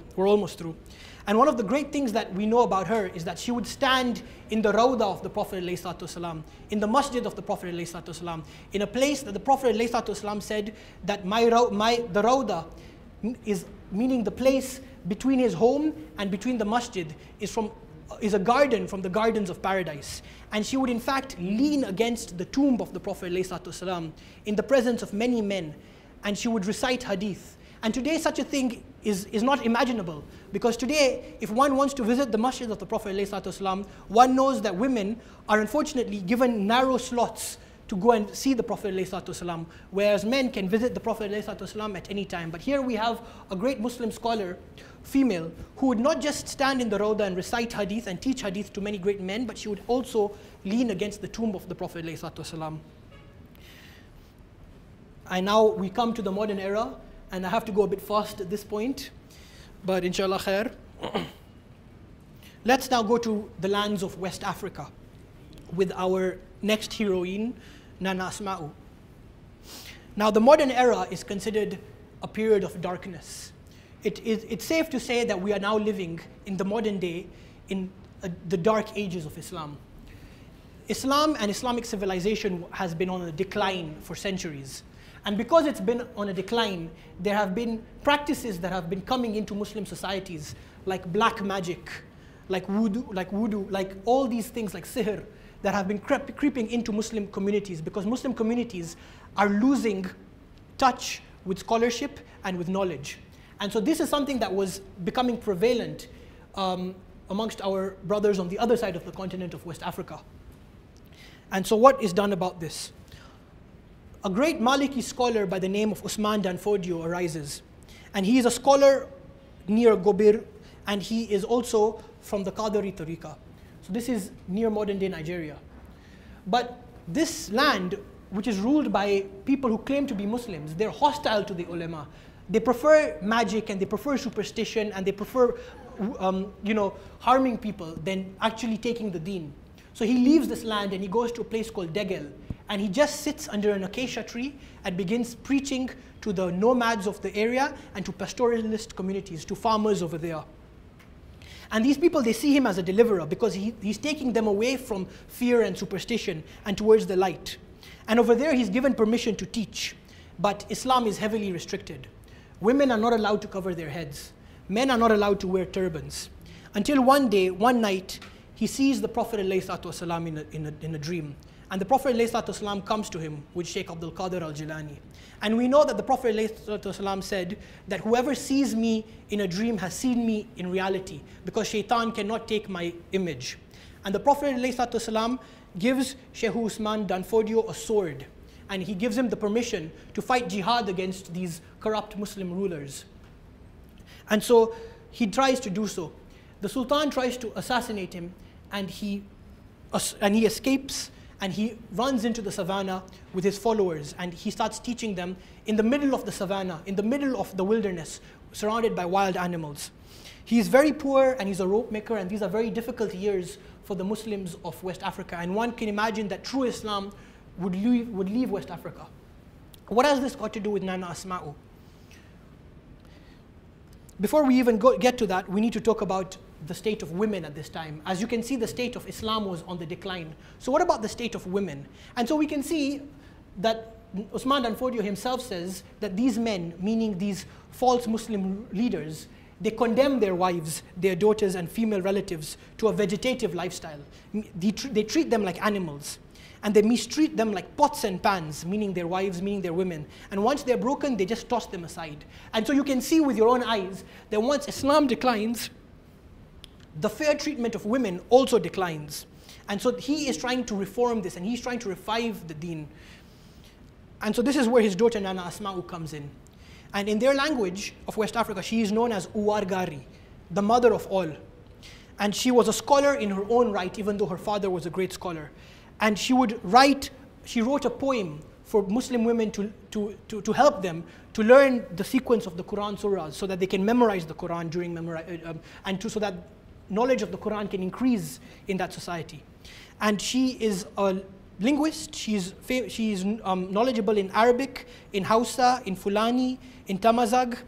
And she writes a lot of poems and a lot of qasidas for these women to recite so that they can learn the deen. And so the Muslims start winning the jihad, and before you know it, they conquered the city of Gobir. And by the way, all the soldiers were scholars of the Quran as well. thanks to people like Nana Asma'u. And they then began to expand the state. They began to expand this khilafah. And Sheikh Usman Dan Fodio becomes the pious ruler of these lands. He is the Khalif, although he was not ruling the lands of Mecca and Medina Munawwara. We have scholars in Ilm Siyasa like Imam Wardi, Sheikh al-Islam Ibn Taymiyyah, who says that you can have more than one Khalif. And so to combat superstition and to combat all these practices of magic and stuff, she starts writing prophetic views on medicine, and she starts writing about du'as to combat against magic, so that when these Muslim women fear that magic is going to be used against them, they have du'as that can protect them. And so they can become empowered in society again, because they no longer fear any darkness. And because there is so much war, she becomes concerned about women who get captured.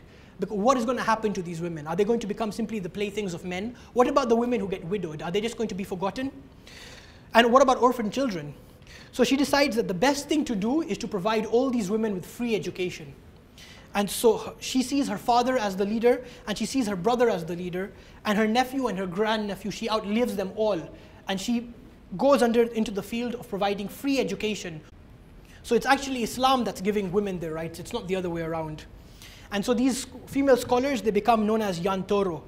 And they have large graduation ceremonies, and they wear special clothes in the society so that people can know that this is an ustada, that this is an alima, and that this is someone I can take knowledge from. And then they're taken back to their lands, to their communities, to their villages with armed escorts so that they don't fear traveling by themselves. And they're given the same respect that perhaps an MP, that perhaps an ambassador, that perhaps the president of another country is given. And so this is how women are re-empowered.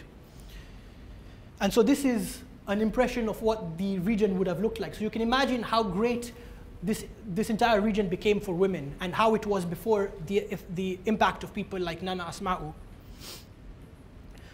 Unfortunately, today the situation is dire. This is an image of Boko Haram and some of the women that they have captured, some of the young girls in northern Nigeria, where they claim that women cannot be educated, women are not allowed to go to school. And so they kidnapped these girls, and their decide was to sell them as wives of men. But unfortunately, they don't know their own history, because if they knew about Nana Asma'u, they would know that there is a great legacy of female literary education and empowerment in their own community. And that is why we need to learn about these things, so that we do not become like these sort of men like Boko Haram or like Al-Shabaab in East Africa. I'm going to skip one person so that we are not short of time. But inshallah, you can take the slides later if you want. And now we can go to the land of India, and we look at a queen known as Sikandar Begum. And so she was a very wealthy and powerful ruler. And India at this time underwent its first revolution for freedom from the British. It was known as the 1857 rebellion. And because of that rebellion, many Muslims suffered, and many mosques were destroyed, and many madrasas were destroyed, and many Muslim scholars were executed. It is said that there was not a tree from the city of Delhi to the region of Kandahar in Afghanistan that was spared the neck of a Muslim scholar. But she did something that was, one would say, counterintuitive. She refused to fight the British because she was a smart ruler, because she was a smart politician, and she knew that it would be a bad idea to fight the British, that they would definitely lose. And what she did was she tried to find a middle ground. So she stayed with the British, and she stayed loyal, and because of that, she received a lot of wealth, and her people were not harmed. And because of this, she was able to build large schools when the other schools of Muslims were being destroyed. And in this school, she could educate Muslim girls and Hindu girls in the state of Bhopal. And she named it after Queen Victoria. And she managed then, although all the other Muslims were suffering, and all the Muslim kings, for example, the Mughal emperor, who was banished to Burma, and all the Mughal princes were executed, she decided that it would be a bad idea to fight. And instead, with the wealth she received, she introduced modern courts, and she introduced parliament, and she introduced a postal system in India for Bhopal, and it made this region one of the most developed regions of India. And so it shows that the thinking of this Muslim woman, this Muslim ruler, was ahead of the thinking of the men who wanted to fight the British and lose. And in 1863, a few years after the rebellion, she undertook Hajj. And that made her the first South Asian Muslim monarch to attend the Hajj. And most of her entourage were women. There has not been a single Asian monarch before her and or since who went on the Hajj. None of the Mughal rulers, none of the Mughal kings went on Hajj. And the reason that they couldn't go on Hajj, they had an excuse. If they went on Hajj, who would look after the kingdom? Who would look after the region? But she made the place so safe. She made the region so prosperous that she could now go on Hajj. And so she went on Hajj. But she didn't just go on Hajj. From the request of some of the colonial women, they asked her to write about the Hajj so that they can learn about the Hajj in England as well, so that women in Europe could know what Hajj is. And so she wrote in English her memoirs about what the Hajj was, and she spoke about how poor the region was of Arabia because she was such a wealthy monarch. And she dedicated it to Queen Victoria, and over here we see her memoirs, A Pilgrimage to Mecca by Nawab Sikandar, by her, the Begum of Bhopal. And so it becomes a huge hit in Europe. And by this, there is dawah done for Europeans. This is the Jamia Masjid of New Delhi. It's one of the most famous landmarks in India. But do you know that this masjid was almost demolished by the British during this rebellion? Many scholars were killed, many madrasas were destroyed, as I said, and they wanted to demolish this masjid, the British. They turned the masjid into a stable, where the courtyard of the masjid was used for them to park their horses. They would put their horses in the masjid, and Muslims weren't allowed to pray there. And so one can imagine how dirty and how much najasa there was in the masjid. But because of her influence with the British, in 1862, she visited the masjid and she petitioned for it to be reopened. And they reopened the Jamia Masjid of Delhi, and they didn't destroy the Jamia Masjid of Delhi. And we have it today because of her. And what does she do after they open it? Does she go and have a party in her palace? No. She goes into the masjid and she personally squats on the ground and she begins to clean it because of the najasa that their horses bring into the masjid. And this leaves a strong impression on them. And she is amongst one of the first to pray in the masjid. We've come to our last quarter. This is the first man of our presentation, Sheikh Ibrahim Nias, one of the greatest awliya of the last century of West Africa. Why is he significant? I'll tell you why he's significant. This is what he said: women are something great and magnificent in the sight of God. So we should not neglect our female children. We should respect them because these girls will grow up to become the women who raise and train mankind tomorrow.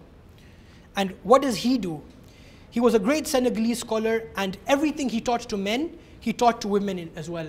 And in fact, he had more than 40 daughters, and all of his daughters memorized the Quran. And he would then arrange their marriages so that they could go to other lands of the Muslims in other countries and teach Muslims over there. And his daughters, they would have a habit, and the ones who are alive today still have this habit, that they begin a khatam of the Quran every Saturday and they finish it the next Friday. And they do this in their own time.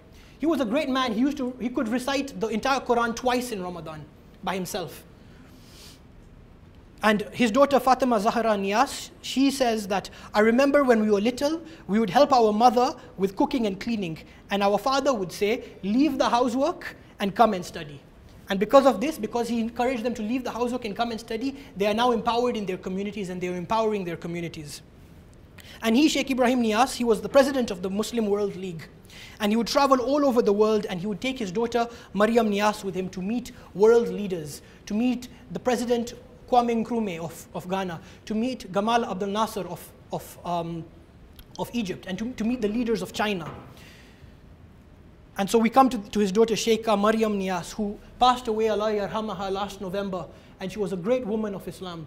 And she's one of the women that actually, I was working on this presentation in Nairobi when I heard that she passed on, Allah yarhamaha. So we ask Allah subhanahu wa ta'ala to make her grave a place of light. And so this is Sheikha Maryam with Sheikh Ibrahim in her youth, traveling with her father and not just staying in the house and meeting world leaders. And this is her in her old age with a massive masaf, mashallah. She becomes a teacher of tens of thousands of students, and she produces thousands of huffaz of the Quran. And she is given the nickname Khadimat al-Quran, the servant of the Quran. And she then builds an institute with the help of the foreign minister of Saudi Arabia, Sultan bin Naif. And this institute hosts 1,300 students, all memorizing the Quran. But she doesn't just teach people Quran. She also used the knowledge that she learned from traveling with her father to deal with international affairs. So what does she do? She solves conflicts between countries. So she solved a conflict between Senegal and Sudan, and a conflict between Senegal and Iran. This Muslim woman who is the daughter of a great Muslim scholar. And what we know from the Prophet ﷺ, where he said, the best amongst you are those who learn the Quran and teach it. So if she taught so many people the Quran, how great was she? Allah yarhamaha. And another daughter of Sheikh Ibrahim, Sheikha Ruqayya Nias. Like I said, she has 40 daughters. We can't see all of them today, but inshallah we'll see a few. And she wrote many great books, and I want people to write down the names of these books because these books are beneficial for Muslim women. So she writes, The Garden, Foundational Knowledge for Believing Women and Believing Men, Motherly Advice for Muslim Girls, Rights of Women in Islam, Primary Education for Muslim Children. But she's not just a scholar of the deen, she's also a social activist. And she's worked to improve the living conditions of people in West Africa through the Jimmy Carter Foundation, in collaboration with the 39th President of the United States, Jimmy Carter. And she also set up a school in the city of Medina Bay in Senegal, which has been running since the 1940s. And what has her father, the great Wali, Sheikh Ibrahim Nias, a man of great kashf and a man who's known, whose du'as were known as to be accepted, say about her? He said, I forbid ignorant and greedy people to travel. Then he says, as for you, Sheikha Ruqayya, his daughter, you are authorized to travel, and wherever you step foot shall be a blessed place. And then he makes the dua, and this is a man who was known for having his dua maqbool. May God bless anybody who takes knowledge from her, even a single letter. So you can imagine how blessed this woman is by the grace of Allah subhanahu wa ta'ala and by the benefit of her father. One more daughter of Sheikh Ibrahim Nias, Sayyidah Khairi Nias. She memorized the Quran and she also studied traditional sciences. And she sets up an all-female NGO, the Jamiat Nasarat Dine, with free healthcare, education, civic engagement, and promotion of financial autonomy. So really empowering women in all aspects of their life, education, health, finances, in West Africa. It's all over West Africa, and in fact, in the country of Nigeria alone, there are 200,000 members of this organization. And she has branches in 6 countries. And in fact, Tufts University then gives her a Global Humanitarian Citizen Award for her outstanding leadership and service to the global community. And this is a photograph of her with the Princess Carolina of Monaco. And this is her receiving her award. Now we come to our final individual of the evening. And it's not a great scholar, it's not a great warrior, it's not a great saint, but it's an athlete. And I decided to end on something slightly more contemporary because not everybody is going to be a scholar, not everybody is going to be a warrior, not everybody is going to be a saint. But this is something that is so apt and so relevant for people today, and the lesson that we can take, especially modern people, that can take from the life of Ibtihaj Muhammad is so relevant that I decided to end this on with Ibtihaj Muhammad. She's still alive, 1985, she's still around, she's still kicking, yeah. So Ibtihaj Muhammad is an American fencer. Her parents were Muslim converts and they were born in New Jersey. One thing a lot of people don't know is that the largest ethnic group in America of Muslims is African Americans. People don't know that the largest ethnic group of Muslims in America are African, and many of them are from convert backgrounds. And her parents convert to Islam. So she didn't convert to Islam, but her parents did. And she was born in New Jersey. Growing up, she was very good at playing sports. But at the same time, growing up in America, one can imagine, was a very difficult time for Muslims. She was always harassed by people because of her hijab and because of the way she would dress. And when 9/11 happened, that just made the situation worse, because after 9/11, the hatred towards Muslims was only even increased. And in fact, her mother and her were both subject to backlash and hate crimes. But this was somebody who was very good at sports. She loved sports, but she was extremely pious. She is extremely pious, and she's very connected to her deen. But the problem is it was very difficult for her to play sports. You see, she couldn't play football because she couldn't wear a hijab. FIFA, they didn't allow hijabs until 2014. So that's very unfortunate for people who play sports. But this is a very important lesson. She found a way, she found a sport where she could practice her deen and where she could have haya whilst also doing the sport. And what sport was this? Fencing. Fencing is that with the sword fighting and they cover their face. Because she's covered and because her entire body is covered, people don't know who she is, and so she doesn't need to take anything off or wear anything tight. So there are 3 types of fencing. There's foil, there's épée, and there's saber. And she competes in the type of fencing known as saber, and that's the fastest and the most dangerous of fencing. But she's not just an athlete and she's not just pious, she's also educated. She studied at Duke University in the US, and she has a double major in international relations and African American studies, as well as a minor in Arabic. And so she becomes the first Muslim woman to compete for America wearing a hijab at the Olympics. And this is a tweet that a very smart tweet that she puts out to Donald Trump, because Donald Trump wanted to ban Muslims coming into the US. So you have a Muslim in the US who is pro the US because she's playing on behalf of the US, and she's going to win a medal for the US. And she's saying, if you want to ban Muslims, how will the American team of Muslim athletes get to the Olympic qualifiers? So this is a way where she brings a very logical point to Donald Trump that you hate Muslims, but I am a Muslim woman and I am in the Olympics and I am going to win a medal for this country. And so she brings gold back. And so she becomes the first Muslim woman for America to win a medal. And this was somebody who was about to give up on her ambitions in playing sports, but she found a way to bring her deen and bring her ambitions together in a way that did not violate her deen. And so now we end on a quote by a slightly controversial figure, a Muslim modernist, Sheikh Muhammad Abdu, where he says something that was very apt.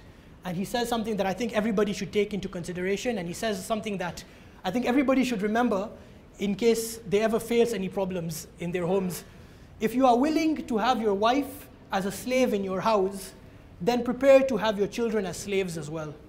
And so we must empower our women, because if we don't, then our entire community is dead. And he called Muslim women the deformed lung of the Muslim community. When your lung is not working, your community is going to die. And so I want to end the presentation here, inshallah khair. These are just a list of possible future events. Inshallah, we are going to look at, we've looked at famous women in Islam, and in Nairobi, we're going to look at the topic this weekend and perhaps sometime in November on Islam knowledge and science. I don't know if it's listed over here, but yes, it is. It's the 3rd one. And inshallah, if this event has gone well and if there's barakah in this event, then we can bring it back to Mombasa through the ambit of Barakah Trust and through the barakah of ambit Trust, inshallah. So I want to close with the dua that Allah subhanahu wa ta'ala gives us inspiration from the great women that we've learned today. May Allah subhanahu wa ta'ala make us inheritors of these great Muslim women, and may Allah subhanahu wa ta'ala make us worthy of these great Muslim women. Ameen. Ameen. I want to thank Barakah Trust for all that they've done, and I would like to return the floor to Brother Azhar, inshallah. Assalamu alaikum.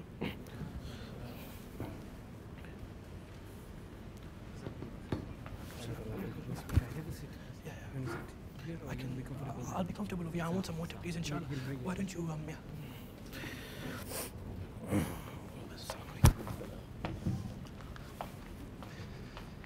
My legs are hurting, man. Has my voice gone? Assalamu alaikum. We appreciate everybody's patience.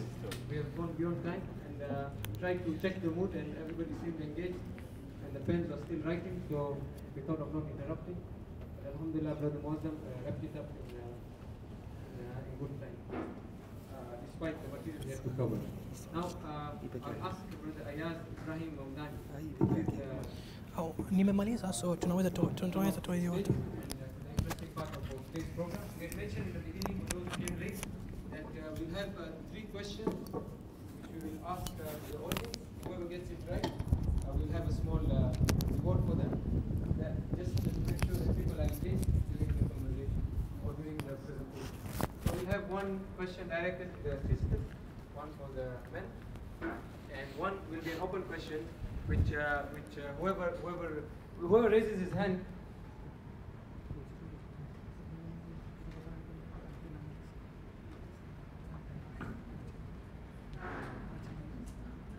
So whoever raises his hand first will be given the first opportunity. So we ask Brother Ayaz to please ask the questions. Thank you. And we'll ask one of the volunteers from the sisters to please come forward so that they can pass the mic to the sister. Fatima, please come forward. Thank you. So this question will start, since it's a women event, we start with the women. Okay, Assalamu alaikum wa rahmatullahi wa barakatuh. The first question goes, from which grandson of the Prophet sallallahu alaihi wasallam is Sayyida Nafisa descendant from? The sister here, there are two people together here. So this sister here on the left, Fatima,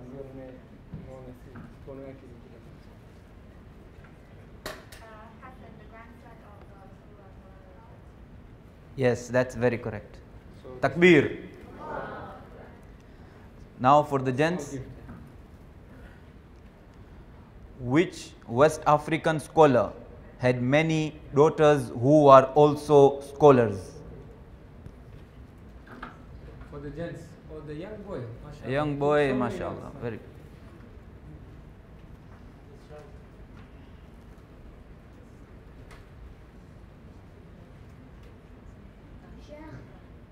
Sheikh Ibrahim. Very, very correct. Takbir. What's your name, brother?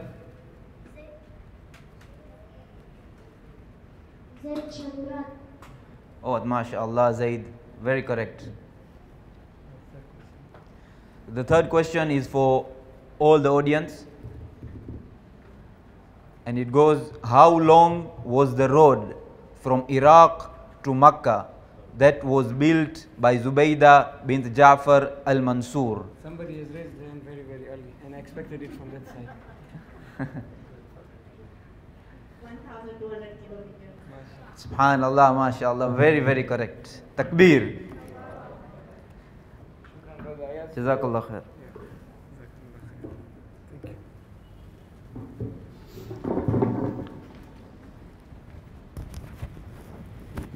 For those who might be worried, we have arrangement for prayer again. Inshallah, for the sisters of this side, and for the gents, we will arrange something here at the front. Before we close the program,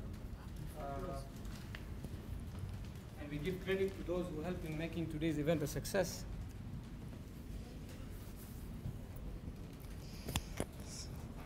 It's the blessing and the curse of technology.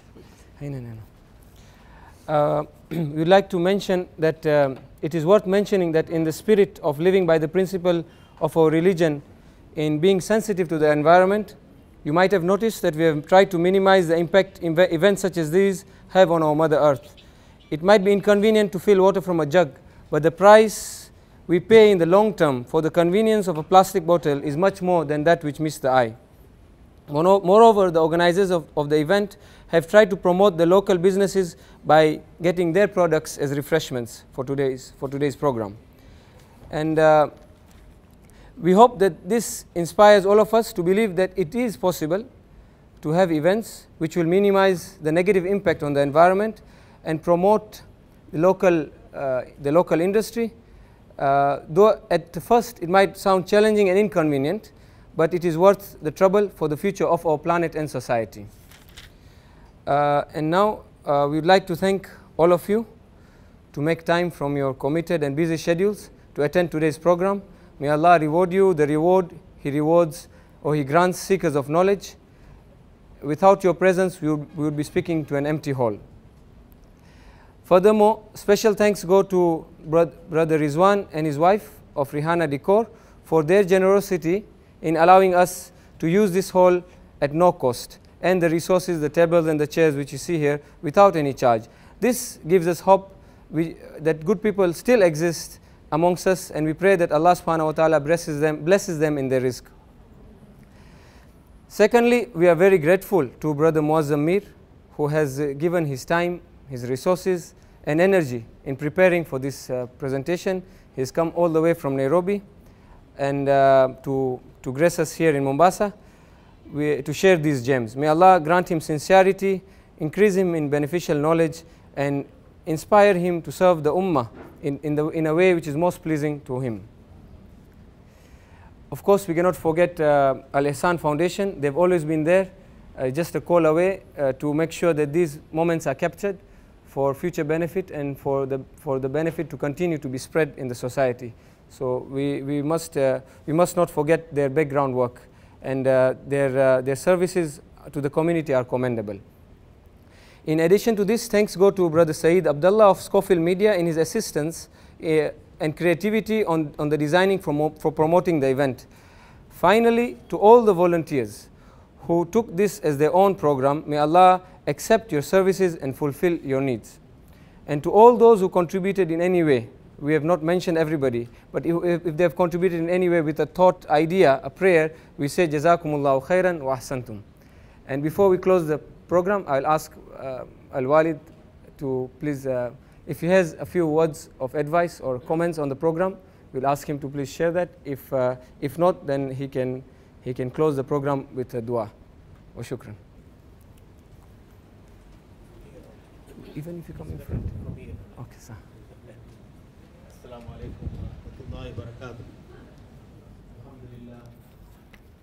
It was very pleasant to see our son Muazzam giving this very educated talk. And there are so many things which we learn. And it is inspiring. Inspiring to us as well as inspiring to the youngsters.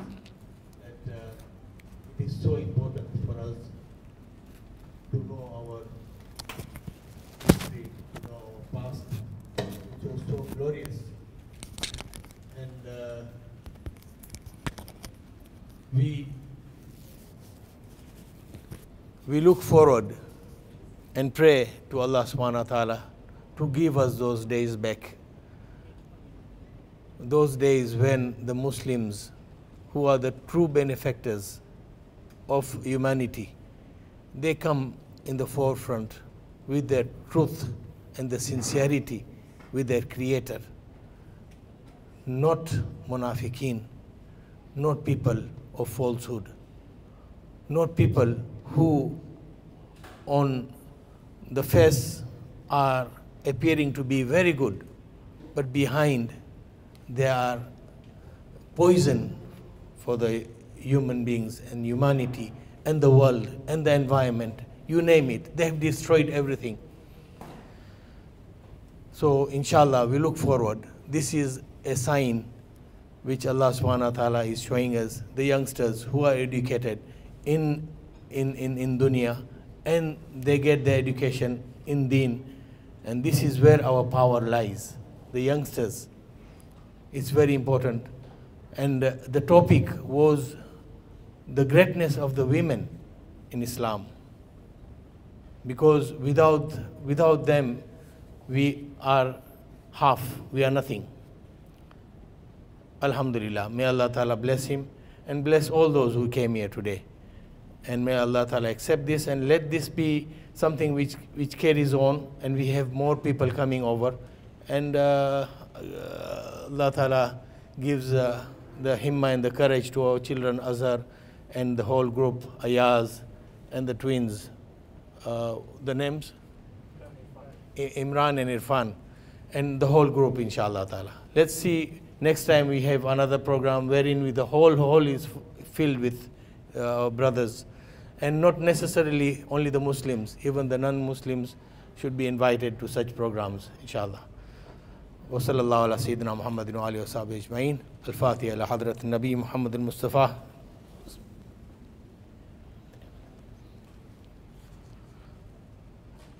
We have some elders here. We'll ask them to give us